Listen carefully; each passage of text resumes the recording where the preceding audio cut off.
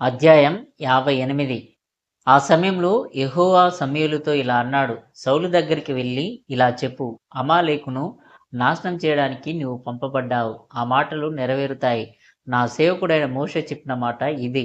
నేను నా కోపంతో చెప్పిన దేశంలో నుండి అమాలేకు నామమును నాశనం చేయుదును. నీకు ఆజ్ఞాపించినట్లు వారిలో ప్రతి ఆత్మను నాశనం చేయుట మర్చిపోవద్దు. సౌలు బయలుదేరి అమాలేకుతో యుద్ధం చేసెను.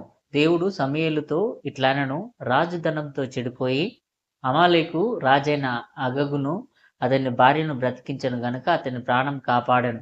అప్పుడు దేవుడు సమూయేలుతో ఇట్లనెను, రాజు ఒక్క క్షణంలో ధనంతో చెడిపోయి అమాలేకు రాజైన అగగును అతని భార్యను బ్రతికించెను గదా.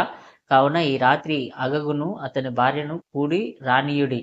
రేపు నీవు అతనిని చంపుదువు, కానీ ఆమె మగపిల్లవాడిని కనునంత వరకు అతని భార్యను వారు భద్రపరచుకొందురు. తర్వాత ఆమె కూడా చనిపోతుంది. ఆమె వలన పుట్టినవాడు సౌలుకు అవమానకరం. కానీ నీవు రేపు లేచి అగగును చంపుము. సౌలు చేసిన పాపం ఎల్లప్పుడూ నా సన్నిధిలో వ్రాయబడి ఉన్నది. మరుసటి రోజు సమూయేలు లేచినప్పుడు సౌలు అతనిని ఎదుర్కొనుటకు బయలుదేరి అతనితో ఇట్లనెను, యెహోవా తాను చెప్పినట్లు మన శత్రువులను మన చేతికి అప్పగించెనని.